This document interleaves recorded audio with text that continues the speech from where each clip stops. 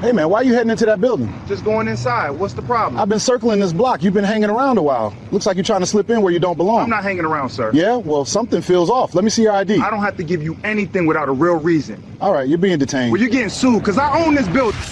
Officer Daniel R. Moore had been with the Midtown City Police Department for just under a year. 11 months of patrols, 11 months of write-ups, and 11 months of supervisors quietly noting that his instincts often fired long before his judgment did. His academy scores were passable, not impressive, with evaluators repeatedly flagging his habit of assuming guilt based on presence rather than behavior. Those warnings were filed, acknowledged, and ultimately ignored, because the department was understaffed, under pressure, and unable to turn away recruits who met the minimum standard on paper. On a calm Thursday afternoon, those unchecked instincts met a man unlocking the front door of his own building. What should have been an uneventful moment outside a quiet apartment entrance instead became the spark that would end Moore's career, cost the department $750,000, and expose how a single officer's assumptions can ignite a disaster in less than 30 seconds. Before we continue, where are you watching from? If this is your first time here, please hit that subscribe button. Stories like these need to be shared, and your support helps us bring more truth to light. Midtown City, a mid-sized urban center in the Northeast with tree-lined streets, renovated brownstones, and a diverse population of young professionals, families, and longtime residents. Derek Lawson, 34 years old, was walking toward his apartment building at 437 Riverside Avenue. He'd lived there for 3 years, ever since accepting a position as a civil rights attorney with the Department of Justice's Community Relations Division. His work focused on investigating police misconduct cases, reviewing federal civil rights violations, and ensuring law enforcement agencies complied with constitutional standards. Derek had spent the day reviewing depositions for an upcoming case. Long hours in a windowless conference room, reading testimony, taking notes, preparing arguments. He was tired, mentally drained, ready to get home, change clothes, and decompress. He wore business casual attire, gray slacks, a button-down shirt with the sleeves rolled up, leather dress shoes. His messenger bag hung across his shoulder, filled with case files in his laptop. His keys were already in his hand as he approached the building entrance. The apartment building was a 3-story structure with 12 units, modest but well-maintained. Red brick exterior, black iron railings, a single entrance with a heavy wooden door that required a key to unlock. Derek had walked through that door hundreds of times over 3 years. His name was on the buzzer directory. His mail was delivered to Unit 2B. His rent checks cleared every month without issue. This was his home, legally, practically, undeniably. He inserted his key into the lock and turned it. The mechanism clicked. The door began to open. And that's when Officer Daniel Moore's voice cut through the quiet afternoon air. "Hey man, why are you heading into that building?" Derek paused mid-motion. The door opened just a few inches. He turned and saw a uniformed police officer standing about 10 feet away on the sidewalk, one hand resting on his duty belt, the other gesturing vaguely toward the entrance. Officer Moore was in his late 20s, clean-cut, with the rigid posture of someone trying to project authority they didn't yet naturally possess. His Axon Bodycam was recording, a small lens mounted on his chest, capturing everything from his perspective. Derek's initial reaction was confusion. "Just going inside. What's the problem?" Moore took a step closer, his eyes scanning Derek from head to toe. "I've been circling this block. You've been hanging around."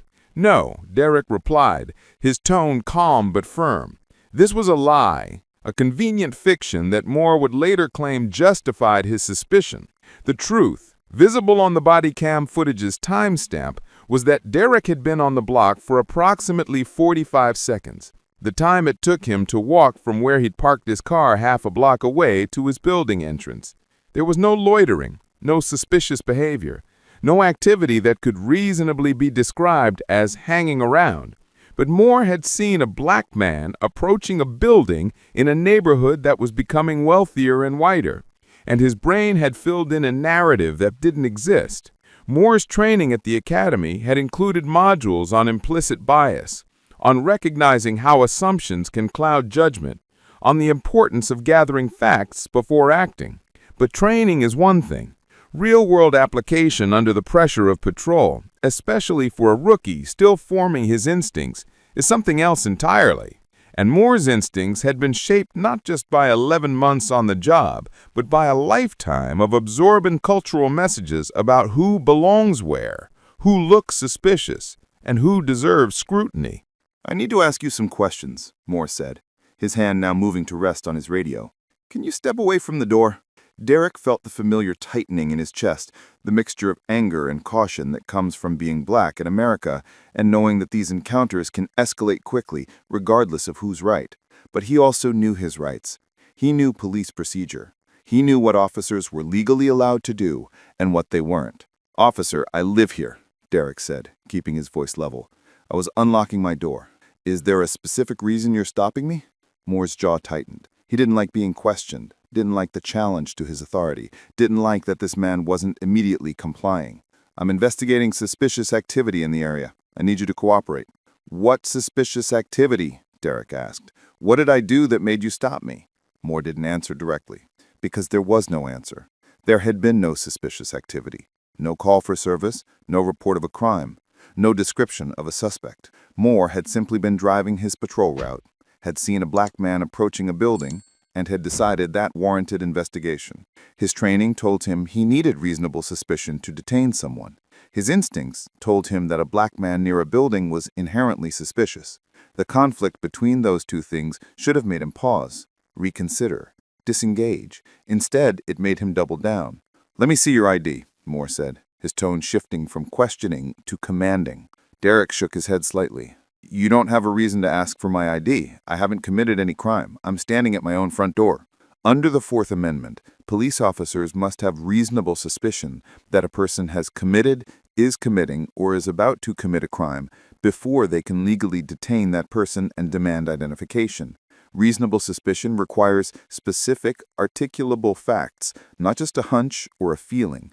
The standard exists precisely to prevent arbitrary stops based on nothing more than an officer's assumptions about who looks out of place. Moore knew this, theoretically. He'd learned it at the academy. But in the moment, with his authority being challenged, with the man refusing to immediately comply, his knowledge of constitutional law was overridden by his ego and his unchecked biases. "All right, stand still," Moore said, stepping closer. "I'm not joking. You're being detained." "For what?" Derek's voice rose slightly, not in aggression but in disbelief. "I'm entering my own apartment." Moore raised his free hand defensively, palm out, as if Derek had made a threatening movement, even though Derek hadn't moved at all. "Sir, you need to calm down. You're making this harder than it needs to be." This is a common deflection tactic. When an officer lacks legal justification for his actions, they shift the focus to the citizen's demeanor, suggesting that compliance would resolve the situation, implying that resistance or questioning is the real problem. It places the burden of de-escalation on the person being wrongly detained, rather than on the officer who initiated the unlawful encounter. A woman walking her dog on the opposite sidewalk slowed down, sensing the tension. She pulled out her phone, not yet recording, but ready. A teenager on a bike stopped at the corner, watching. These were the first witnesses, the first people who would later provide accounts that contradicted Moore's version of events. Derek could feel the situation slipping towards something worse. He knew how these encounters could end. He'd reviewed case files where routine stops became violent arrests, where black men who did nothing wrong ended up injured, charged, or worse. He also knew that he had rights, that giving in to an unlawful detention reinforced a system that needed to be challenged, not accommodated. "Officer," Derek said, forcing his voice to remain steady, "I'm a federal civil rights attorney with the Department of Justice. I know my rights. You do not have reasonable suspicion to detain me. I'm asking you to step aside and let me enter my home." Moore blinked. The mention of federal attorney registered, but not in the way it should have. Instead of making him reconsider, it seemed to make him more defensive, as if Derek's credentials were a challenge rather than a clarification. I don't care what you do for work. Right now, you're being detained as part of an investigation. What investigation? Derek asked again. What crime are you investigating? What specific facts gave you reasonable suspicion to stop me? Moore's body cam audio picked up his breathing, faster now, shallow. His hand tightened on his radio. He glanced around, noticing the woman with the phone, the teenager watching. He was starting to realize he was in a situation he didn't know how to exit without looking wrong. But instead of de-escalating, instead of acknowledging the lack of legal basis for the stop, he escalated. "Turn around and put your hands behind your back," Moore ordered. Derek took a step back, closer to the door he'd been trying to enter. "No, you have no legal authority to arrest me. I'm not turning around. I'm not putting my hands behind my back. I'm going into my home." Moore moved quickly and grabbed Derek's arm, not aggressively but firmly, his hand wrapping around Derek's bicep in an attempt to control his movement. "Stop resisting. Don't touch me. I live here." Derek pulled his arm back, not striking, not fighting, just removing himself from the officer's grasp. It was a reflex, a natural human response to unwanted physical contact, but Moore would later characterize it as resistance, as justification for escalation. The woman across the street raised her phone and started recording. The teenager did the same. Within seconds, there were multiple cameras capturing what happened next, creating a record that would prove essential. Moore grabbed Derek's arm again, this time with both hands, trying to turn him around. Derek braced himself against the doorframe, refusing to be spun around, refusing to be put in handcuffs for the crime of entering his own building. "You're making this worse," Moore shouted, his voice strained with effort and frustration. "I'm not making anything worse," Derek shouted back. "You're violating my rights." A second passerby, an older white man in a business suit, stopped and called out, "Officer, what's going on? What did he do?" Moore ignored him. His focus was entirely on Derek now, on maintaining control, on proving his authority. He reached for his handcuffs with one hand while trying to hold Derek's arm with the other. "Sir, if you don't comply, I will charge you with resisting arrest." "Resisting arrest for what?" Derek's voice was loud now, carrying down the block. "What am I being arrested for?" This is the circular logic of unlawful detention. An officer stops someone without legal justification. The person questions the stop or refuses to comply. The officer escalates to arrest. The person resists the unlawful arrest. The officer then uses that resistance as justification for the arrest, ignoring that the initial detention was illegal. It's a trap designed to criminalize the act of asserting one's rights. More people were stopping now. A small crowd was forming, phones out, recording from multiple angles. Someone called out, "He said he lives there. Why are you grabbing him?" Moore's body cam captured his own heavy breathing, the shakiness in his voice when he spoke into his radio. "I need backup at 437 Riverside. I have an individual resisting detention." Derek made a decision. He stopped pulling away, stopped bracing against the doorframe. He stood still, hands at his sides, and spoke clearly and loudly so every camera could hear. "I am not resisting. I am standing still. I am not threatening you. I live in this building. My name is Derek Lawson. I live in Unit 2B. You are violating my Fourth Amendment rights." Moore hesitated, his hand still gripping Derek's arm. The sudden compliance threw him off. He'd been prepared for continued resistance, for a justification to escalate further. But Derek's calm, clear statement of his rights, spoken loudly for the witnesses and cameras, left Moore in an awkward position. "Let me see your ID," Moore repeated, but his voice had lost some of its commanding edge. Derek looked directly at the body cam on Moore's chest. "I will show you identification, but I want it on record that I am complying under protest. This stop is unlawful. I have committed no crime, and you will be held accountable." He reached slowly, carefully into his pocket. Moore's hand moved toward his service weapon, a reactionary movement that several witnesses would later describe as excessive, given that Derek's movements were clearly non-threatening. Derek pulled out his wallet and removed 2 items. The first was his driver's license, which listed his address as 437 Riverside Avenue, Unit 2B. The second was a gold-embossed credential in a leather case. United States Department of Justice, Civil Rights Division, Attorney Derek Lawson. He held both items up for Moore to see and for every camera recording to capture. Here's my driver's license showing I live at this address. And here's my federal credential identifying me as a Department of Justice civil rights attorney. You just unlawfully detained a federal attorney in front of his own home. Moore's face went through a visible transformation. First confusion as he processed what he was seeing, then realization as he understood the magnitude of his mistake, then panic as he calculated the consequences. His hand released Derek's arm. He stepped back. His mouth opened, closed, opened again. You're a federal attorney. His voice was barely above a whisper, but the body cam caught it clearly. And you just violated my constitutional rights, Derek said, his voice steady but filled with controlled anger. You detained me without reasonable suspicion. You demanded identification without legal cause. You grabbed me, physically restrained me, threatened me with arrest, all because you saw a black man unlocking the door to his own home and couldn't imagine he might actually belong here. The crowd of witnesses had grown. Someone counted 14 people with phones out, recording from various angles. The woman who'd first pulled out her phone spoke up. I saw the whole thing. He was just trying to go inside. The officer stopped him for no reason. The teenager added, he kept saying he lives there. Why didn't you just check? Moore looked around at the crowd, at the cameras, at Derek standing calmly with his credentials in hand. He looked at the door with Derek's keys still in the lock. He looked at his own body cam, the little red light indicating it had recorded everything. And in that moment, Officer Daniel Moore realized his career was over. By 7 p.m. that evening, multiple videos from the encounter were circulating on social media. The woman with the dog had posted her footage to Twitter with the caption, "Cop just stopped a black man from entering his own building in Midtown. Watch until the end when he shows he's a federal attorney.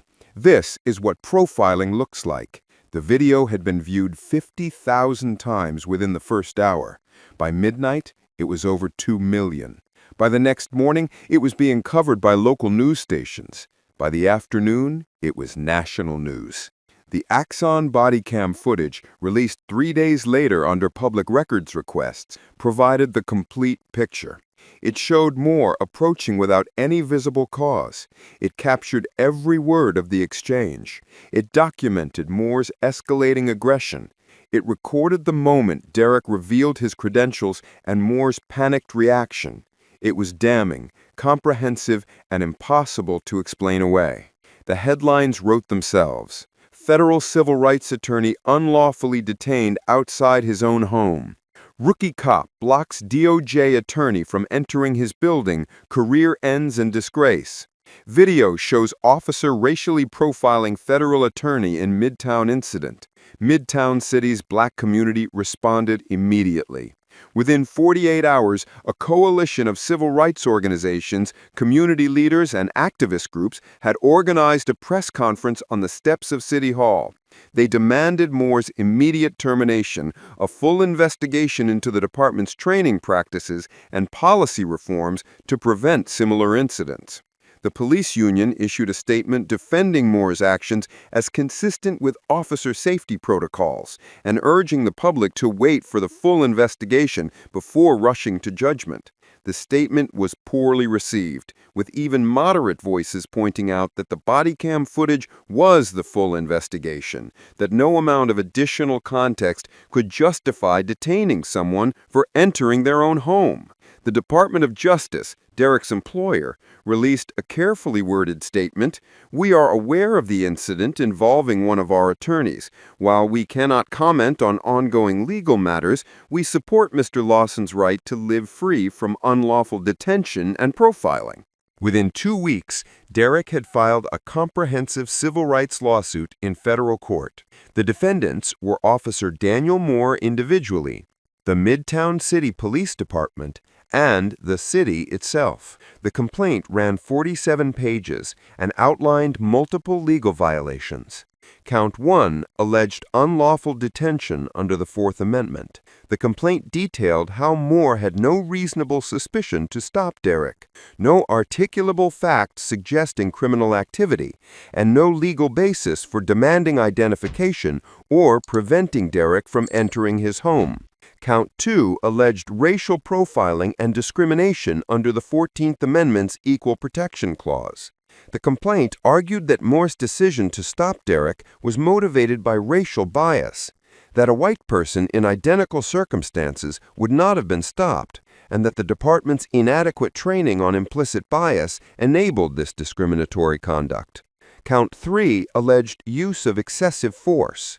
While Moore hadn't used his weapon or injured Derek, the complaint argued that any physical force used during an unlawful detention is, by definition, excessive, and that grabbing and restraining someone without legal justification constitutes a violation of their constitutional rights.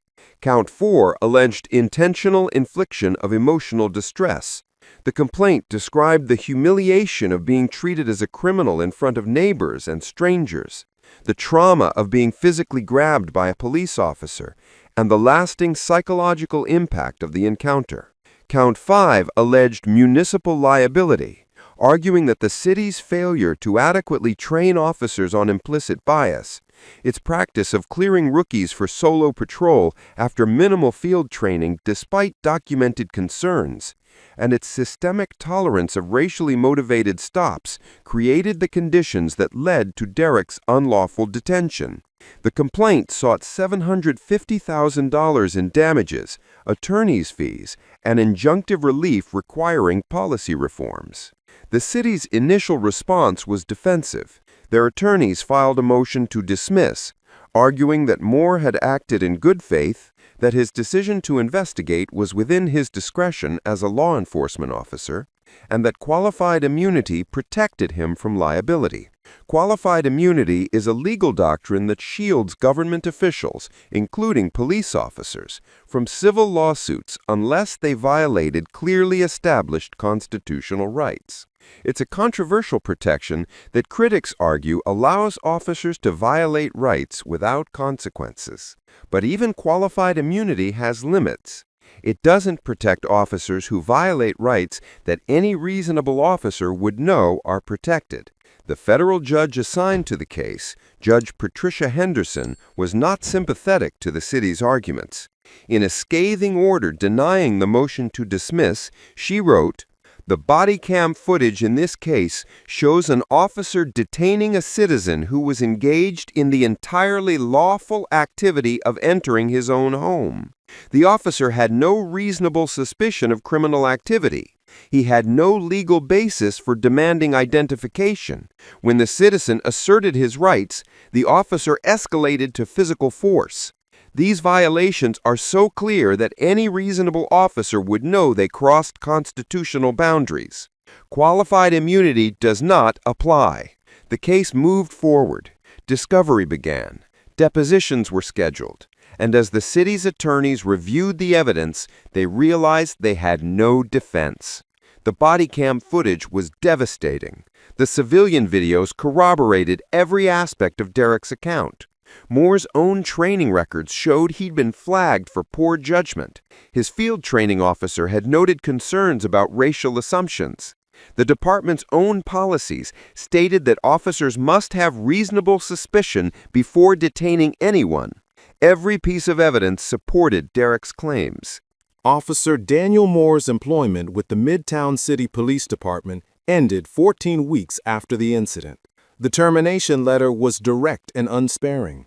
Officer Moore's conduct on September 28th constituted gross misconduct and violated department policy, state law, and federal constitutional protections. He detained a citizen without reasonable suspicion. He escalated the encounter through unjustified physical force. He failed to recognize his error even when the citizen clearly identified himself as a resident. His actions brought significant negative attention to the department and demonstrated judgment failures that make him unfit for law enforcement duties.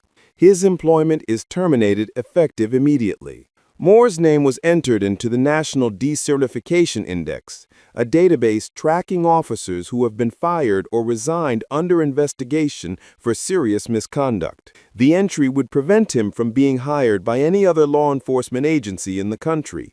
His career in policing, which had lasted less than a year, was permanently over. Moore released a brief statement through his attorney. "I deeply regret my actions that day. I made serious errors in judgment that I will have to live with. I apologize to Mr. Lawson for the distress I caused." Derek's response was measured. Officer Moore is young. He made choices based on assumptions he didn't examine. But accountability isn't just about one officer. It's about a system that put him on the street with minimal training, ignored warning signs from his evaluators, and created the conditions where a rookie with documented judgment problems was patrolling alone and making decisions that violated people's rights.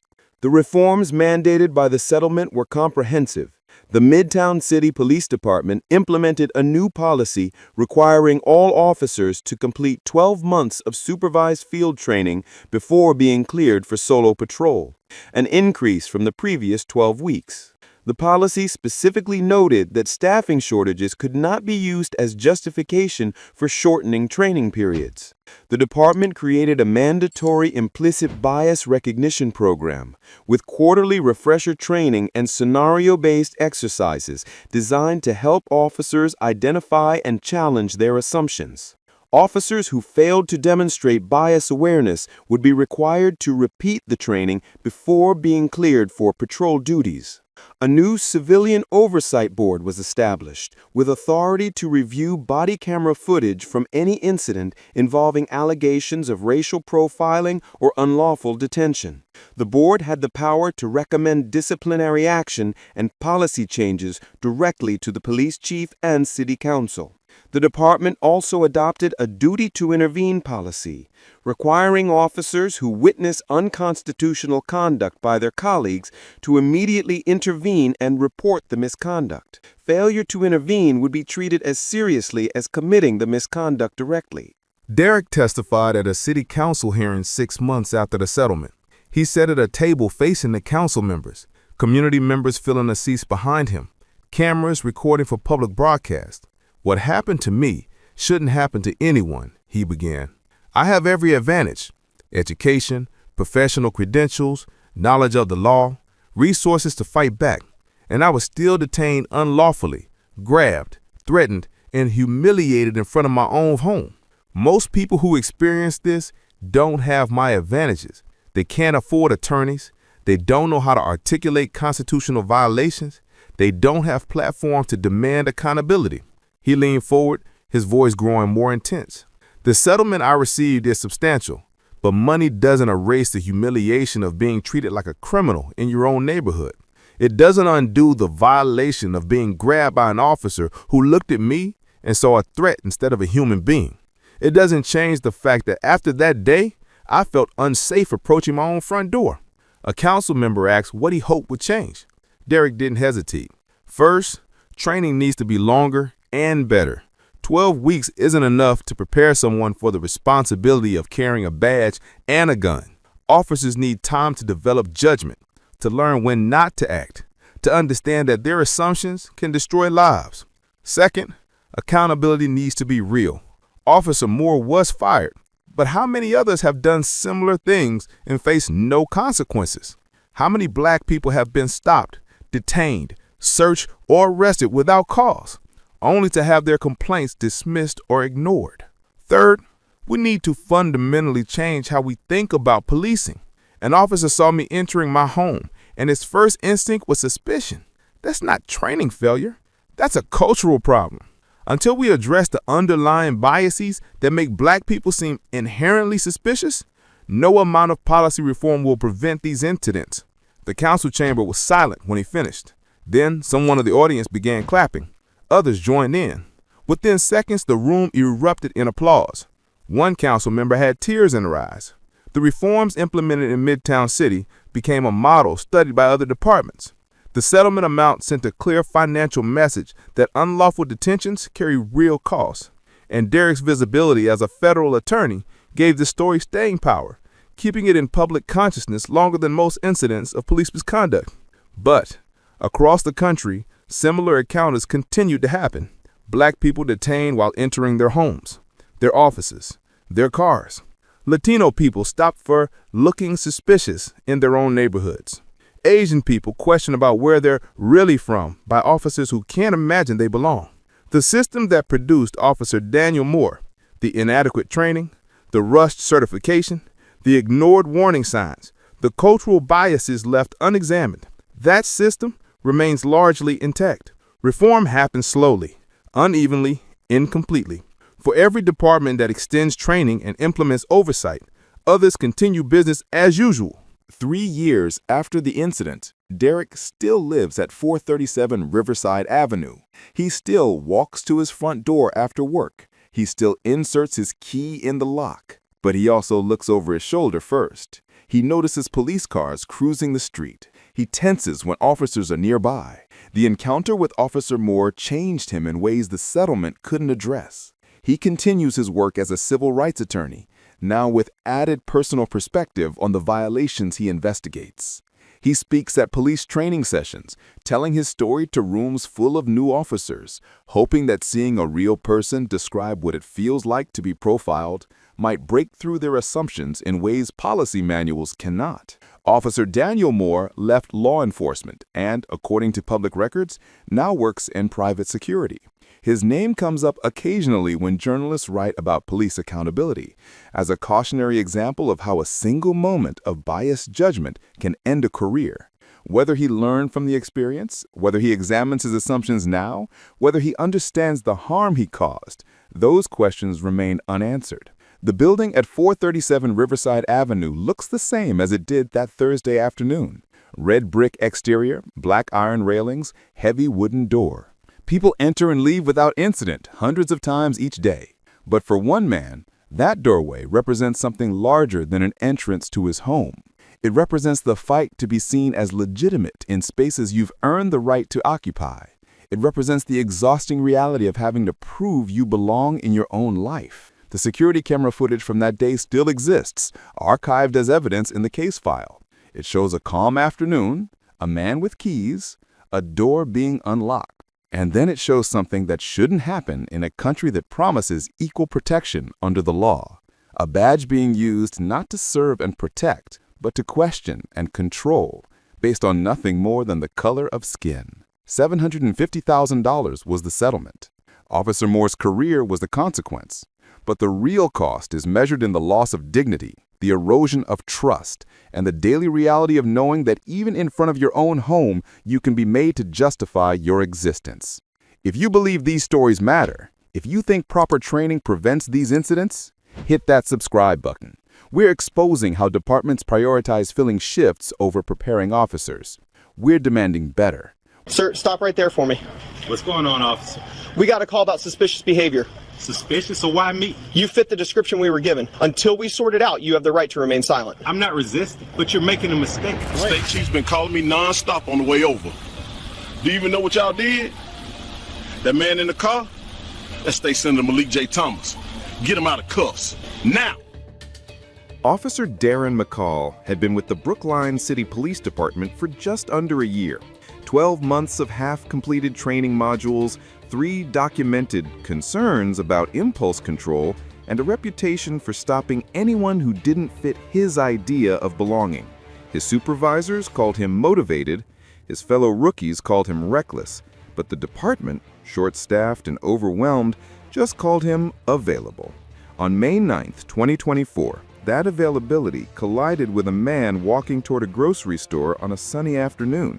A man who wasn't acting suspicious, wasn't breaking any laws, wasn't even speaking, just existing in the wrong place in the wrong officer's imagination. A stop based on nothing more than bias turned into a detention, then an arrest, then a full-blown scandal the department desperately tried to contain.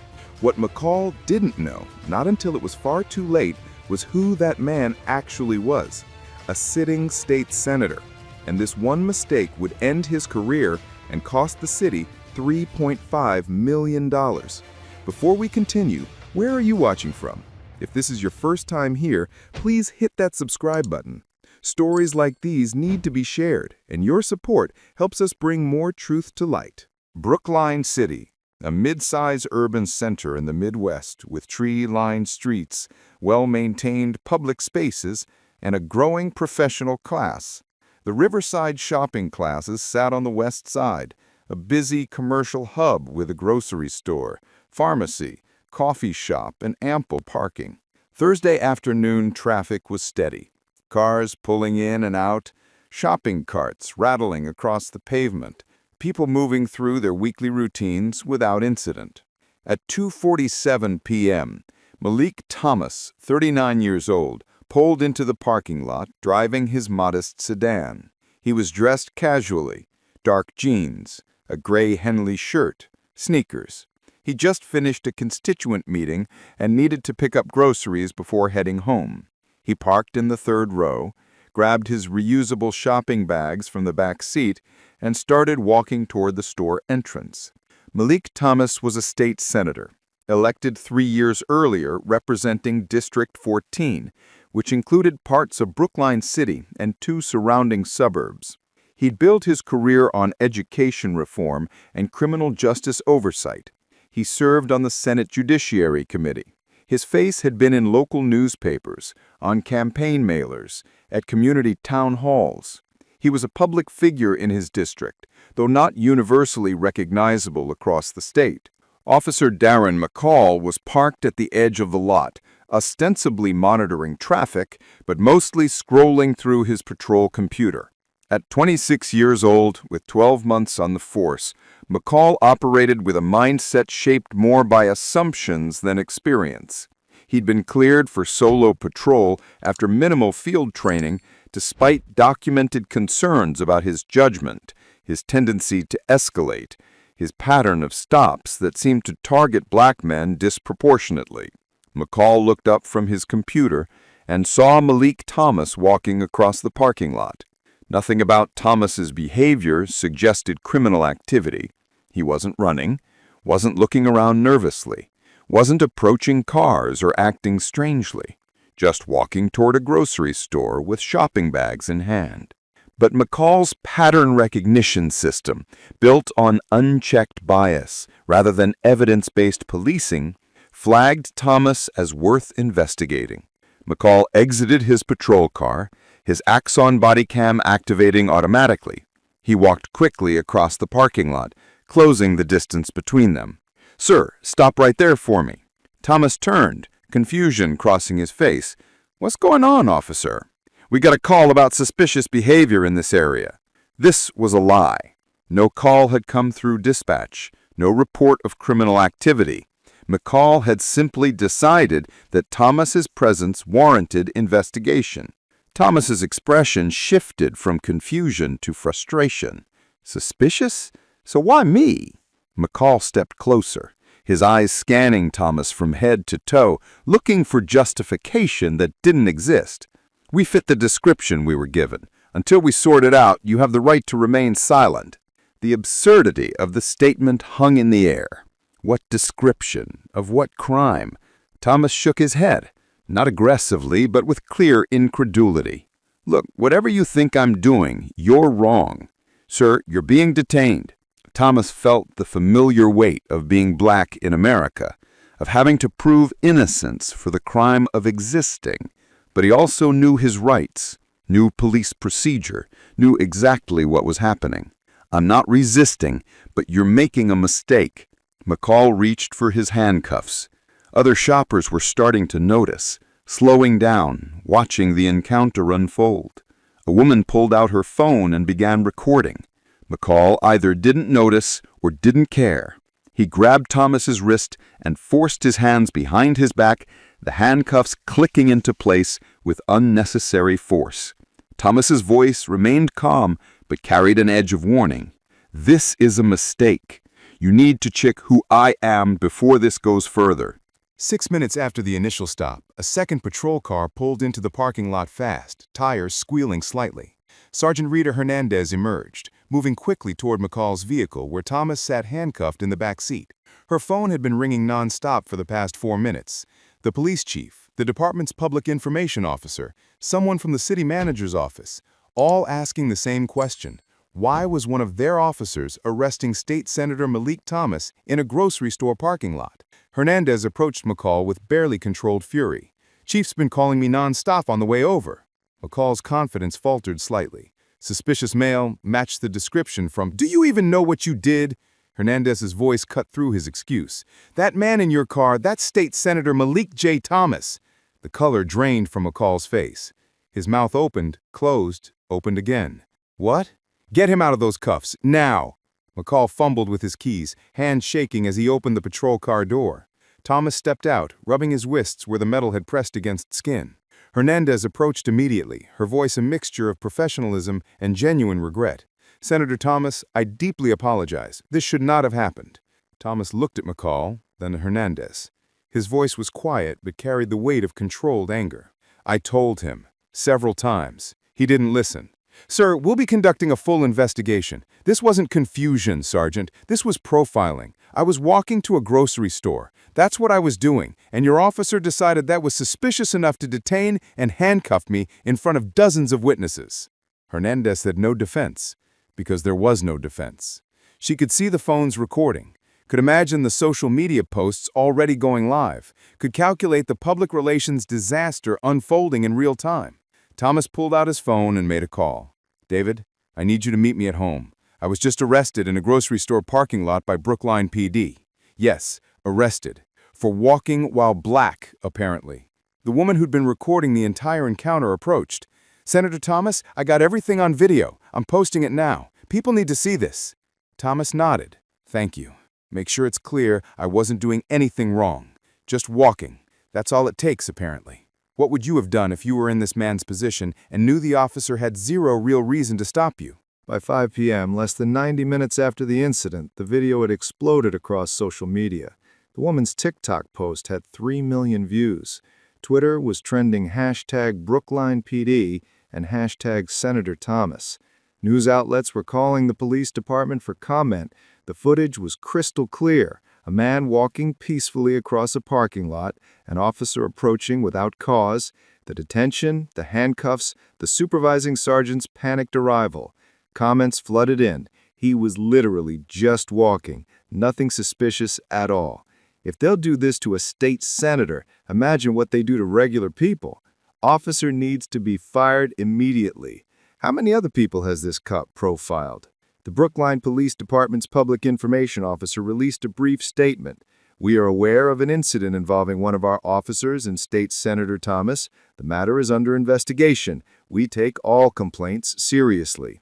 The statement satisfied no one. Local civil rights organizations issued immediate responses demanding transparency, accountability, and Officer McCall's termination. The state NAACP chapter called for a federal investigation into the department's practices. Other state legislators, both Democrat and Republican, issued statements supporting Senator Thomas. By that evening, Senator Thomas held a brief press availability outside his home. Cameras from 5 local news stations captured his statement. "This afternoon, I was walking toward a grocery store to buy food for my family. I was detained, handcuffed, and placed in a patrol car by Officer Darren McCall of the Brookline Police Department. When I asked what I'd done, he said I matched a description of suspicious activity. There was no description. There was no suspicious activity. There was just a black man in a parking lot, and apparently that was enough." He paused, his voice steady but heavy. "I wasn't targeted because I'm a senator. I was targeted because I'm a black man. That's what makes this matter. Not my position, but the pattern. Officer McCall didn't know who I was when he stopped me. He just knew what I looked like, and that was sufficient grounds for detention in his mind." Do you think the officer would have acted differently if he knew who the man was, or was this always going to happen? By Friday morning, Captain James Rodriguez of Internal Affairs had assembled a complete file on Officer Darren McCall.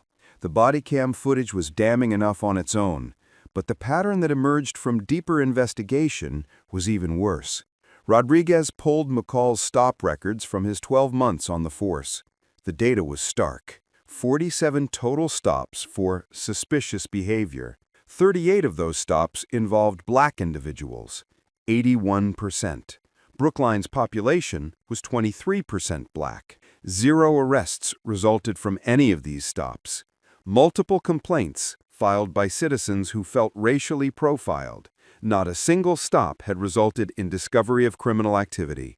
Rodriguez cross-referenced the stops with dispatch records.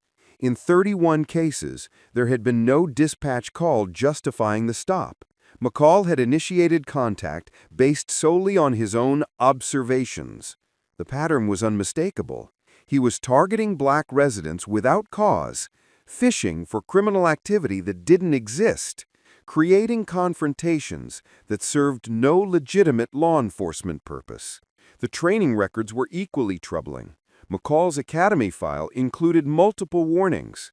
Officer McCall demonstrates difficulty distinguishing between unusual behavior and criminal behavior. Noted tendency to act on assumptions rather than observed facts. Concerns about implicit bias. Recommend additional training before field deployment. His field training reports showed similar patterns. McCall needs coaching on when not to initiate contact. Several instances of stops without articulable reasonable suspicion.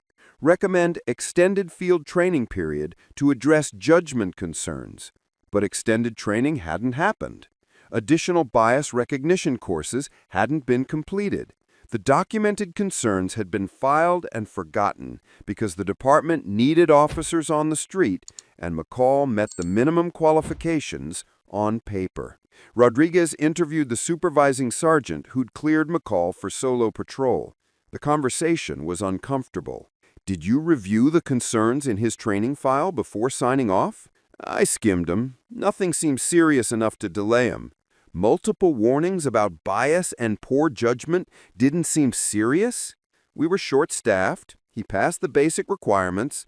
I thought field experience would help him improve. Instead, he spent 12 months profiling residents, and now we have a state senator filing a federal civil rights lawsuit. The sergeant had no response. At what point should departments start removing officers who show obvious patterns, even without violent incidents? Senator Thomas retained David Chen from the Midwest Civil Rights Legal Foundation. Chen filed a comprehensive federal lawsuit in U.S. District Court 8 days after the incident. The complaint was methodical and devastating. Count 1, Fourth Amendment violation, unlawful stop and detention. Officer McCall stopped Senator Thomas without reasonable suspicion of criminal activity, detained him without legal justification, and arrested him without probable cause. Count 2, 14th Amendment violation, racial profiling. The stop was motivated by racial bias, as evidenced by Officer McCall's pattern of disproportionately stopping black individuals and his inability to articulate any legitimate law enforcement purpose. Count 3, false arrest. Senator Thomas was unlawfully restrained and placed in custody despite engaging in entirely lawful conduct. Count 4, emotional distress. The humiliation of being handcuffed in public, treated as a criminal while engaging in routine activity, and subjected to racial profiling caused significant emotional harm. Count 5, municipal liability. The city of Brookline failed to adequately train its officers, ignored documented concerns about Officer McCall's judgment and bias, and maintained policies that enabled discriminatory policing. The lawsuit sought $3.5 million in damages, termination of Officer McCall, and comprehensive policy reforms. The city's legal team reviewed the evidence and quickly advised settlement. The body cam footage was indefensible. McCall's stop pattern proved systemic targeting. The training records showed the department had ignored clear warning signs. Fighting the case would only generate more negative publicity and potentially result in a larger verdict. The city manager reached out to Senator Thomas's attorney within 3 weeks. Settlement negotiations began immediately. 8 months after the parking lot incident, the settlement was finalized. The terms were made public per Senator Thomas's insistence. $3.5 million settlement paid directly to Senator Thomas, with a portion donated to civil rights organizations working on police reform. Officer Darren McCall terminated, effective immediately, with cause listed as gross misconduct, pattern of discriminatory stops, and civil rights violations. Post-certification review. McCall's law enforcement certification was revoked by the State Peace Officers Standards and Training Board. State Misconduct Registry. McCall's name, photograph, and termination details were entered into the state's public database of officers terminated for cause. Public acknowledgement. The city issued a formal apology acknowledging that Senator Thomas was unlawfully detained and that Officer McCall's conduct violated constitutional rights. Comprehensive policy reforms. All officers required to complete 16 weeks of field training with no exceptions. Quarterly bias recognition training with scenario-based testing. Early warning system tracking stop patterns and racial disparities.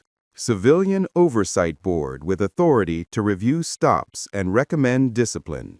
Public disclosure of stop data by race and outcome. Officer McCall issued a brief statement through his attorney. I never intended harm. I made mistakes in judgment that I deeply regret. Senator Thomas responded at a press conference. Intent doesn't erase impact. Officer McCall may not have intended to profile me, but that's exactly what happened. And it happened because the system that trained him, supervised him, and cleared him for duty failed to address obvious problems. This settlement isn't just about me. It's about every person who gets stopped, questioned, detained, and humiliated for existing while black. Do you think monetary settlements actually change police behavior, or are deeper reforms needed? 18 months after the incident, Senator Thomas was re-elected with 67% of the vote. He'd used the experience as a platform for criminal justice reform, introducing legislation requiring statewide tracking of police stops by race, mandating bias training for all officers, and creating a database of terminated officers to prevent problematic officers from simply moving to different departments. Officer Darren McCall left law enforcement at age 27. The misconduct registry made it impossible to get hired by another department. He found work in private security, but was terminated within 6 months after his background became known to the company's clients. The parking lot stop, captured on multiple cameras and viewed millions of times, followed him everywhere. The Brookline Police Department implemented all required reforms. Stop data from the following year showed a 39% reduction in stops without clear reasonable suspicion, and a significant reduction in racial disparities. The early warning system identified 3 other officers with concerning stop patterns, leading to additional training and closer supervision. But the most lasting impact was the conversation the incident sparked. Senator Thomas's case became a reference point in discussions about racial profiling, implicit bias, and the need for accountability in policing. The Bodycam footage was used in police training sessions across the country as an example of how not to conduct a stop. 2 years later, Senator Thomas still shops at that same grocery store. He parks in the same lot, walks the same path to the entrance. But he's always aware now, always watching for patrol cars, always carrying the memory of being handcuffed for walking while black. The settlement brought accountability. The reforms brought change. But nothing can restore the fundamental sense of safety that was violated that Thursday afternoon when an officer decided that his presence in a parking lot was suspicious enough to justify detention. If you believe these stories matter, if you think officers who profile should lose their badges, hit that subscribe button. We're exposing how bias operates in routine encounters. Yo, what are you doing in my house? Hands where I can see them. You match the description. Description of what? I live here. You broke my door. Save it. We got a call. Tall black male, gray shirt, acting suspicious. That's you. That fits half the city, man. We'll verify after you're detained. You're arresting me in my own living room? Should have thought about that before looking like trouble. Officer Bradley Kane had been with the Ridgeport Police Department for a little over 14 months. 14 months of borderline evaluations, 14 months of supervisors quietly noting he rushed into situations he barely understood. and 14 months of warnings about his tendency to treat suspicion as evidence. His academy instructors had flagged his aggressive entry reflex and his difficulty distinguishing between lawful presence and criminal intent. Those notes were acknowledged, signed, and ultimately buried because Ridgeport was understaffed, overwhelmed, and desperate to put bodies in uniforms rather than invest time in proper field training. One calm Saturday afternoon, those ignored warnings collided with a man sitting peacefully in his own living room. What should have been a simple check the area call warped into a forced entry, a wrongful arrest, and a career-ending mistake captured entirely on Axon body camera. A mistake that would cost the city millions and expose a department that repeatedly failed to correct the very behavior that caused it. Before we continue, where are you watching from? If this is your first time here, please hit that subscribe button. Stories like these need to be shared, and your support helps us bring more truth to light. Ridgeport, a suburban city of about 85,000 in the Pacific Northwest, known for tree-lined streets, modest single-family homes, and the kind of neighborhoods where people still wave to their neighbors.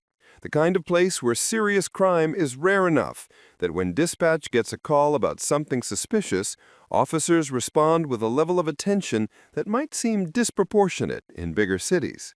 It was 2:17 p.m. on a Saturday in mid-June. The weather was perfect, the temperature in the mid-70s, windows open and houses up and down Maple Ridge Drive, kids playing basketball in driveways, the smell of someone's barbecue drifting on the breeze. Normal, suburban Saturday afternoon activity. The dispatch call came in at 2:09 p.m. An elderly woman, Mrs. Eleanor Patterson, had called to report seeing a tall black man in a gray shirt walking near her neighbor's property. She said he looked like he was checking things out, and that she'd never seen him before. She couldn't say he'd done anything illegal, couldn't say he'd tried any doors or windows, just said he looked suspicious and was walking slowly near houses. The dispatcher logged the call as suspicious person and sent it to the officer patrolling that sector. Officer Bradley Kane, who'd been driving his route looking for something to do during a slow shift, responded immediately. Kane was 26 years old, 14 months into his law enforcement career, and still operating with the mindset that every call was an opportunity to catch someone doing something wrong. His training officers had noted this tendency repeatedly. One had written in his evaluation, "Officer Kane demonstrates enthusiasm but lacks patience in assessment. He tends to move toward confrontation before gathering sufficient information." Another had noted, "Concerns about Officer Kane's ability to distinguish between unusual behavior and criminal behavior. Recommends additional field training before solo patrol authorization." But Ridgeport PD was struggling with staffing. 3 officers had retired in the past year. 2 had left for better-paying departments. The city council had approved new hiring, but the academy pipeline was slow. So supervisors were clearing rookies for solo patrol faster than they should have, with less field training than policy technically required, because empty patrol cars didn't prevent crime, and the community was demanding police presence. Kane had been cleared for solo duty after just 10 weeks of field training, 2 weeks short of the department's stated standard. His supervising sergeant had signed off with reservations, but under pressure from command staff to get bodies on the street. When Kane received the call about a suspicious person on Maple Ridge Drive, his radio response was immediate. "Copy. En route. ETA 2 minutes." He'd driven that route before. Maple Ridge Drive was a quiet street with houses built in the 1970s, well-maintained, middle-class neighborhood. Mostly white residents with a few Asian and Latino families mixed in.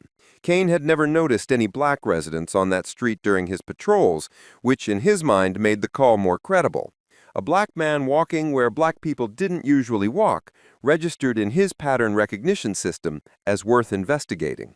Kane pulled onto Maple Ridge Drive at 2:12 p.m., his patrol car rolling slowly as he scanned house numbers and looked for anyone matching the vague description. Tall, black male, gray shirt. That was all he had to work with. He drove past 847 Maple Ridge Drive, a single-story ranch house with beige siding and a small front porch. He didn't see anyone outside. He drove to the end of the block, turned around, came back slowly. Still no one visible. At 2:14 p.m., Kane parked his patrol car 3 houses down from 847 and got out. His Axon Bodycam activated automatically, the small lens on his chest beginning to record everything from his perspective. The footage would later become the primary evidence in multiple investigations. Kane walked toward 847 Maple Ridge Drive with purpose, his hand resting on his duty belt near his service weapon, his posture that of someone expecting confrontation. He stepped onto the small front porch and looked through the window beside the door. He could see movement inside. Someone was home. This is where a protocol required Kane to do several things. First, verify the address matched the location from the call. Second, observe for signs of criminal activity before taking action. Third, make contact appropriately by knocking and identifying himself as police. Fourth, gather information before making assumptions. Kane did none of these things. Instead, he tried the front door handle. It was unlocked, and without knocking, without announcing himself, without verifying he was even at the right house, Officer Bradley Kane pushed the door open and stepped inside. The body cam footage shows exactly what happened next. The camera angle is from Kane's chest level, capturing his perspective as he entered. Bright afternoon sunlight streaming through windows. A modest living room with a couch, coffee table, TV on the wall playing a basketball game, and a black man in his early 30s sitting on the couch, wearing a gray t-shirt and jeans, holding a sandwich, frozen in surprise at the sudden intrusion. The man's name was Marcus Williams. He was 33 years old, an IT project manager for a software company downtown. He'd been living at 847 Maple Ridge Drive for 2 years, ever since accepting the job and relocating from California. He'd been working from home that week, taking advantage of the nice weather by keeping his windows open. He'd made himself lunch and settled onto his couch to eat while watching the game. A completely normal Saturday afternoon in his own home. And then, a police officer burst through his front door. Marcus jumped to his feet, the sandwich falling from his hand onto the coffee table. "Yo, what are you doing in my house?" Kane's hand moved to his weapon, though he didn't draw it. "Hands where I can see them. You match the description." Marcus raised his hands, confusion and anger flooding his face. "Description of what? I live here. You just broke into my house." "Save it," Kane said, his tone dismissive and authoritative. "We got a call. Tall black male, gray shirt, acting suspicious near properties. That's you." Marcus stared at him in disbelief. "That fits half the city, man. You broke into my house based on that?" Kane didn't respond to the question. He was scanning the room now, looking for evidence of criminal activity, for stolen property, for anything that would justify his entry. But the room was ordinary, clean, lived in. Mail stacked on the coffee table, laptop open on the side table, keys hanging by the door, photos on the wall of Marcus with family members. Everything about the space screamed, someone lives here legitimately. But Kane wasn't processing those details. He was focused on the fact that he'd received a call about a suspicious black man. He'd found a black man, and in his mind, that meant he'd done his job correctly. "I need to see some ID," Kane said, stepping further into the living room. "ID?" Marcus's voice rose with incredulity. "You need to get out of my house. You didn't knock. You didn't announce yourself. You just walked in like you owned the place." "Sir, calm down. I'm investigating a call. If you live here, showing me ID will clear this up quickly." Marcus took a step back, his hands still raised. "I'm not showing you anything until you tell me why you're in my house without a warrant, without permission, without even knocking."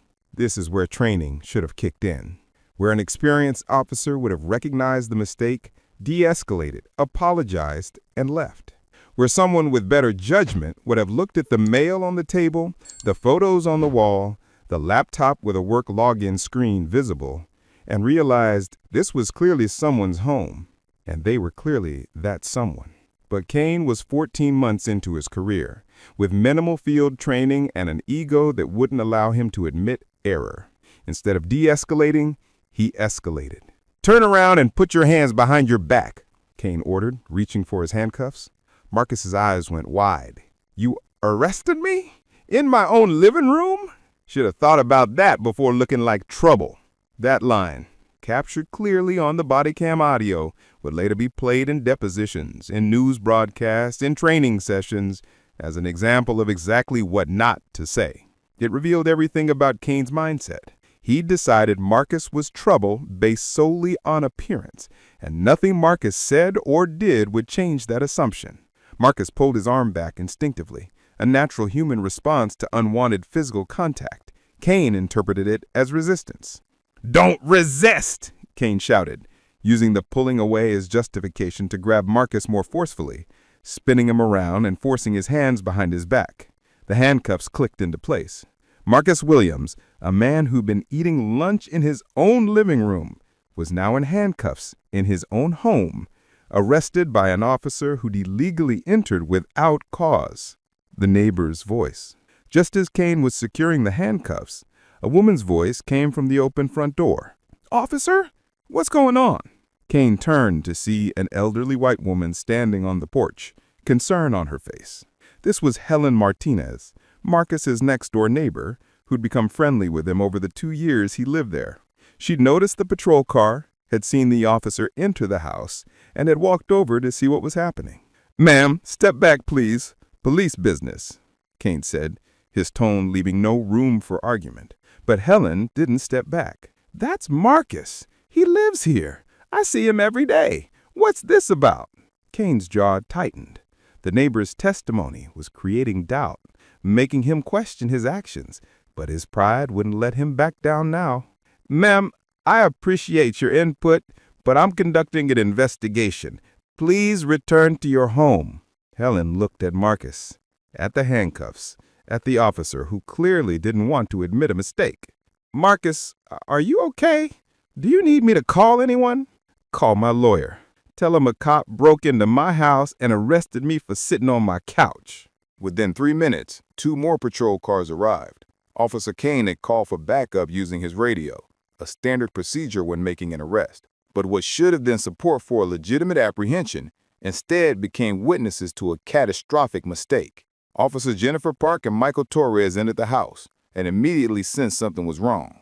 They'd been on the force for 8 and 6 years respectively, had responded to countless calls, and had developed the instincts Kane lacked. They looked at the scene, a man in handcuffs standing in a living room that clearly shows signs of occupancy. Mail on the table, personal photos on the walls, no signs of forced entry except for the door that Kane himself had pushed open. No stolen property, no evidence of any crime whatsoever. Torres spoke first. "Kane, what do we have here?" Kane's voice had a defensive edge now. "Suspicious person call. Subject massive description. Found him inside this residence." Park walked over to the coffee table and picked up an envelope from the stack of mail. Bills addressed to Marcus Williams at this address. She looked at the photos on the wall. "That's him in these photos, with family, in front of this house." She turned to Marcus. "Sir, is this your residence?" "Yes," Marcus said through clenched teeth. "I've been trying to tell him that since he burst through my front door without knocking." Torres's expression shifted to alarm. "You entered without announcing." Kane's face flushed. "The door was unlocked. The call says suspicious person near properties. He matched the description." "What description?" Park asked. "What exactly did dispatch tell you?" "Tall black male, gray shirt near properties on Maple Ridge Drive." Park and Torres exchanged a look. Years of experience told them immediately what had happened. Torres pulled out his radio and called dispatch. "Dispatch, show me the exact address from that suspicious person call on Maple Ridge." Dispatch responded, 857 Maple Ridge Drive. Caller reported seeing someone walk past her house toward her neighbor's property at 8:59. Torres closed his eyes briefly, the weight of the mistake settling over him. He looked at Kane. "This is 847 Maple Ridge Drive. You went into the wrong house." The body cam footage captured the moment perfectly. Kane's face going pale, his mouth opening and closing without words. The realization that he'd forced entry into a residence based on a vague description, without verifying the address, without establishing probable cause, without following any of the procedures that exist specifically to prevent this kind of violation. Park walked over to Marcus. "Sir, I'm deeply sorry. This was a mistake. We're going to remove those handcuffs immediately." As she unlocked the cuffs, Torres was checking the address numbers on his phone, confirming what dispatch had said. He turned to Kane with barely controlled anger. "You didn't verify the address? You just picked the house and entered?" Kane's voice was barely a whisper. "I saw him through the window. He matched a description that could fit thousands of people." Park interrupted. "Tall black male in a gray shirt isn't probable cause for anything. let alone entering someone's home. Marcus rubbed his wrist where the handcuffs had been. He was shaking, not with fear, but with rage. He looked at Kane with an expression that combined fury and something close to pity. You didn't just make a mistake. You busted into my house. You put me in handcuffs in front of my neighbors, and you treated me like a criminal in my own living room. Kane didn't respond, couldn't respond, because every word Marcus said was true and captured on video.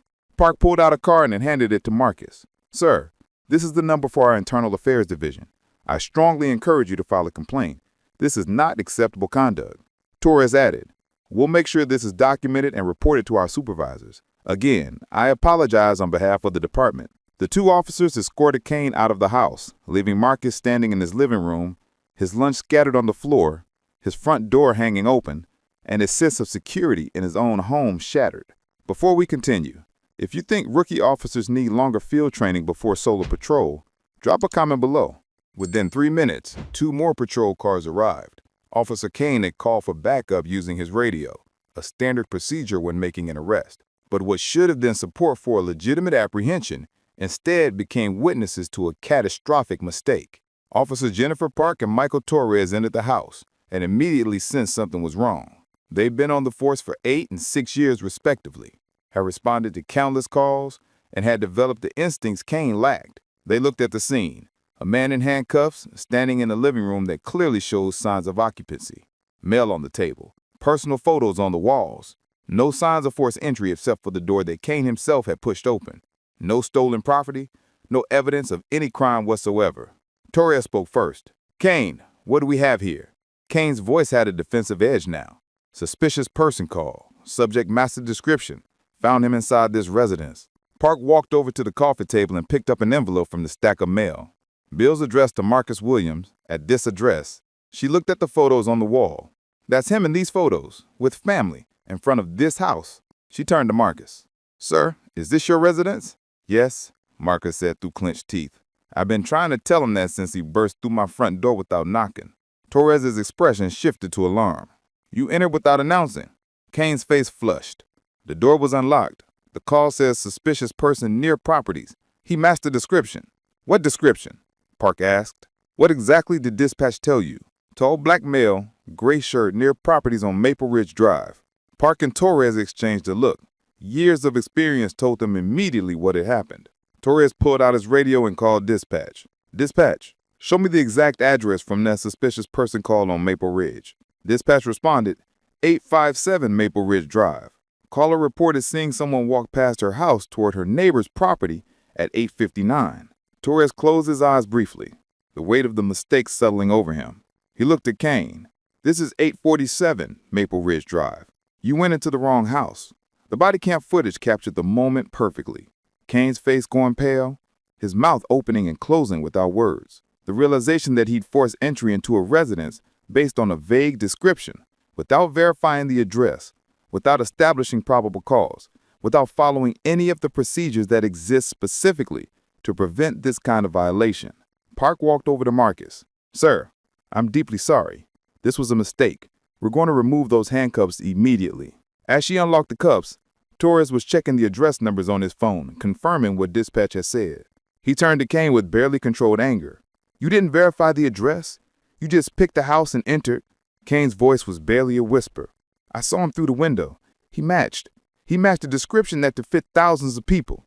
Park interrupted. Tall black male in a gray shirt isn't probable cause for anything, let alone entering someone's home. Marcus rubbed his wrist where the handcuffs had been. He was shaking, not with fear, but with rage. He looked at Kane with an expression that combined fury and something close to pity. You didn't just make a mistake. You busted into my house. You put me in handcuffs in front of my neighbors, and you treated me like a criminal in my own living room. Kane didn't respond, couldn't respond, because every word Marcus said was true and captured on video. Park pulled out a card and handed it to Marcus. Sir, this is the number for our Internal Affairs Division. I strongly encourage you to file a complaint. This is not acceptable conduct. Torres added, we'll make sure this is documented and reported to our supervisors. Again, I apologize on behalf of the department. The two officers escorted Kane out of the house, leaving Marcus standing in his living room, his lunch scattered on the floor, his front door hanging open, and his sense of security in his own home shattered. Before we continue, If you think rookie officers need longer field training before solo patrol, drop a comment below. By Monday morning, the incident had reached the desk of Captain James Rodriguez, head of internal affairs for Ridgeport PD. He'd been forwarded 3 things: Officer Kane's incident report, the body cam footage from all 3 officers at the scene, and a formal complaint filed by Marcus Wishiams through his attorney. Rodriguez had been with the department for 21 years. He'd investigated countless misconduct allegations, from minor policy violations to serious civil rights abuses. But as he watched the body cam footage from Kane's entry into Marcus Williams' home, he felt a familiar combination of anger and resignation. Anger at the blatant violation of procedure. Resignation because he'd seen this pattern before. He pulled Kane's personnel file and spread the documents across his desk. The academy evaluations that flagged aggressive entry reflex. The field training reports noting concerns about distinguishing lawful presence from criminal intent. The supervisor memos recommending additional training before solo patrol authorization. And most damning, the sign-off sheet clearing Kane for solo duty despite not completing the full field training period. Rodriguez picked up his phone and called the training division supervisor. "We need to talk about Officer Kane. How did he get cleared for solo patrol with these red flags in his file?" The response was what Rodriguez expected. Staffing shortages, pressure from command to get officers on the street, judgment call by the supervising sergeant who signed off on him. Rodriguez hung up and continued reviewing the footage. He watched it 3 times, taking notes on specific violations. Minute 2:14. Officer approaches residence without verifying address matches dispatch call location. Policy violation. Officers must confirm address before initiating contact. Minute 2:15. Officer enters unlocked door without knocking, announcing, or establishing probable cause. Legal violation. Fourth Amendment protection against unreasonable search and seizure. Minute 2:16. Officer detains homeowner based solely on vague physical description. Policy violation. Reasonable suspicion requires specific, articulable facts beyond general appearance. Minute 2:17. Officer places homeowner under arrest without establishing any criminal activity. Legal violation. False arrest. Minute 2:18. Officer makes statement suggesting arrest based on appearance. Should have thought about that before looking like trouble. Evidence of potential bias. The list went on. Rodriguez counted 12 separate policy violations and at least 4 potential legal violations within the span of 6 minutes, and all of it captured on video with perfect clarity. He drafted his preliminary findings and scheduled a formal interview with Officer Kane for the following day. The interview room in the Internal Affairs Division was small, windowless, painted in neutral beige. Officer King sat across from Captain Rodriguez and Lieutenant Sarah Chen, the department's civil rights compliance officer. A digital recorder sat on the table between them, a red light indicating it was capturing every word. Rodriguez started with a direct question. "Officer Kane, walk me through your decision-making process when you received the suspicious person call on Saturday." Kane's voice was nervous, defensive. "Dispatch said there was a tall black male in a gray shirt acting suspicious on Maple Ridge Drive. I responded to the call, saw someone matching that description inside a residence, and made contact." "Made contact," Rodriguez repeated. "Is that how you describe entering someone's home without permission?" That doesn't give you legal authority to enter without probable cause, exigent circumstances, or a warrant. What made you believe you had the right to enter that residence? Kane hesitated. I saw him through the window. He matched the description from the call. Chen leaned forward. "Did you verify the address before entering?" "I was on Maple Ridge Drive. That's where dispatch said to go." "Dispatch gave you a specific address, 857 Maple Ridge Drive. You entered 847. That's 3 houses away. Did you check the house number before entering?" Kane's face flushed. "I saw someone who matched the description. I thought—" "You thought wrong," Rodriguez interrupted. "But let's continue. When you entered, what evidence of criminal activity did you observe?" "He was inside the residence." "Being inside a residence isn't a crime. What evidence suggested he didn't belong there?" Kane fumbled for words. The call said suspicious person near properties.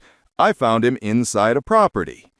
Did you see any signs of forced entry, broken windows, damaged locks, stolen property visible? No, but did Mr. Williams threaten you, make any aggressive movements, give you reason to fear for your safety? He was standing up when I entered. Standing up in one's own living room, Chen said, her tone laced with barely controlled frustration. Did it occur to you that you might be in the wrong house? That the mail on the table, the photos on the walls, the personal belongings everywhere might indicate someone actually lived there? Kane didn't answer immediately. The silence stretched out, damning in its implication. Rodriguez pulled out a transcript of the Bodycam audio. I want to read you something you said while arresting Mr. Williams. You told him he should have thought about that before looking like trouble. What did you mean by that? Kane's hands clenched on the table. I just meant he matched the description. If he hadn't matched a description of a tall black male in a gray shirt, do you understand how many people fit that description? Do you understand that physical appearance alone, without any criminal behavior, cannot be the basis for detention or arrest? But the call said, the call was about someone near 857 Maple Ridge Drive. You entered 847. That's 3 houses away. Did you check the house number before entering? The interview continued for another 40 minutes. Kane tried to defend his actions, to argue that he'd been responding to a call and making split-second decisions. But every defense crumbled under scrutiny. The Bodycam footage contradicted his claims about feeling threatened. The address mismatch proved he hadn't done basic verification. His own words on tape revealed bias. By the end of the interview, Kane's attorney was advising him to stop talking. Rodriguez concluded this session with a direct statement. Officer Kane, I'm recommending your immediate suspension pending completion of this investigation. You violated policy, violated civil rights, and demonstrated judgment failures that make you unsuitable for patrol duties. You'll receive written notice by end of business today. Marcus Williams' attorney, David Chen, from the Pacific Civil Rights Foundation, held a press conference 4 days after the incident. The footage hadn't been released publicly yet, but word of what happened had spread through Ridgeport's community networks, especially within the black community, where stories of police misconduct were shared as warnings and validated experiences. Chen stood at a podium outside the courthouse, Marcus beside him. Cameras from 3 local news stations focused on them. On Saturday afternoon, my client was eating lunch in his own home when Officer Bradley Kane of the Ridgeport Police Department forced entry without warrant, without cause, and without even verifying he was at the correct address.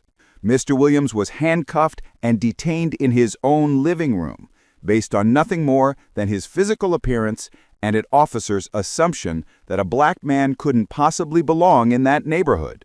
He paused, letting the statement sink in. The Bodycam footage which we've obtained through public records request shows the entire incident. It shows Officer Kane entering without announcement. It shows Mr. Williams identifying himself as the homeowner. It shows the officer refusing to verify that claim before making an arrest. And it shows the officer making a statement that reveals his biased assumptions.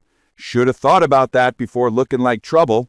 He clicked the remote, and a screen behind him showed still images from the Bodycam footage. Marcus sitting on his couch before the entry, the male with his name visible on the coffee table, the photos on the wall, the moment of arrest in his own home. This isn't just about one bad officer. This is about a system that cleared Officer Kane for solo patrol despite documented concerns about his judgment. A system that prioritized filling shifts over proper training. A system that allowed an officer with clear warning signs to patrol alone and violate citizens' constitutional rights. Marcus stepped to the microphone. He had prepared a brief statement, though his voice carried weight beyond the words. I've lived in Ridgeport for 2 years. I pay my taxes, I contribute to this community, and I had my home invaded by someone who saw my skin color and decided I didn't belong in my own living room. That officer didn't see a homeowner. He saw a threat, and that assumption cost me my sense of safety in the one place where everyone deserves to feel secure. He looked directly at the cameras. I'm not just a victim. I'm a voice for everyone who's been profiled, everyone who's been assumed guilty, everyone who's had to prove they belong in spaces they've earned the right to occupy. Officer Kane's career might end over this, but the real question is whether the system that created him will change. The news coverage that evening was extensive. All 3 local stations led with the story. By the next morning, it had been picked up by regional outlets. By that afternoon, national civil rights organizations were issuing statements. The Bodycam footage, released through public records request, went viral online. The Richport Police Department issued a brief statement. We are aware of the incident involving Officer Kane and have initiated a thorough internal investigation. We take all allegations of misconduct seriously and are committed to accountability. The statement satisfied no one. Kane pulled onto Maple Ridge Drive at 2:12 p.m., his patrol car rolling slowly as he scanned house numbers and looked for anyone matching the vague description. Tall, black male, gray shirt. That was all he had to work with. He drove past 847 Maple Ridge Drive, a single-story ranch house with beige siding and a small front porch.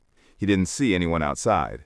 He drove to the end of the block, turned around, came back slowly. Still no one visible. At 2:14 p.m., Kane parked his patrol car 3 houses down from 847 and got out. His Axon Bodycam activated automatically, the small lens on his chest beginning to record everything from his perspective. The footage would later become the primary evidence in multiple investigations. Kane walked toward 847 Maple Ridge Drive with purpose, his hand resting on his duty belt near his service weapon, his posture that of someone expecting confrontation. He stepped onto the small front porch and looked through the window beside the door. He could see movement inside. Someone was home. This is where a protocol required Kane to do several things. First, verify the address matched the location from the call. Second, observe for signs of criminal activity before taking action. Third, make contact appropriately by knocking and identifying himself as police. Fourth, gather information before making assumptions. Kane did none of these things. Instead, he tried the front door handle. It was unlocked, and without knocking, without announcing himself, without verifying he was even at the right house, Officer Bradley Kane pushed the door open and stepped inside. The body cam footage shows exactly what happened next. The camera angle is from Kane's chest level, capturing his perspective as he entered. Bright afternoon sunlight streaming through windows. A modest living room with a couch, coffee table, TV on the wall playing a basketball game, and a black man in his early 30s sitting on the couch, wearing a gray t-shirt and jeans, holding a sandwich, frozen in surprise at the sudden intrusion. The man's name was Marcus Williams. He was 33 years old, an IT project manager for a software company downtown. He'd been living at 847 Maple Ridge Drive for 2 years, ever since accepting the job and relocating from California. He'd been working from home that week, taking advantage of the nice weather by keeping his windows open. He'd made himself lunch and settled onto his couch to eat while watching the game. A completely normal Saturday afternoon in his own home. And then, a police officer burst through his front door. Marcus jumped to his feet, the sandwich falling from his hand onto the coffee table. "Yo, what are you doing in my house?" Kane's hand moved to his weapon, though he didn't draw it. "Hands where I can see them. You match the description." Marcus raised his hands, confusion and anger flooding his face. "Description of what? I live here. You just broke into my house." "Save it," Kane said, his tone dismissive and authoritative. "We got a call. Tall black male, gray shirt, acting suspicious near properties. That's you." Marcus stared at him in disbelief. "That fits half the city, man. You broke into my house based on that?" Kane didn't respond to the question. He was scanning the room now, looking for evidence of criminal activity, for stolen property, for anything that would justify his entry. But the room was ordinary, clean, lived in. Mail stacked on the coffee table, laptop open on the side table, keys hanging by the door, photos on the wall of Marcus with family members. Everything about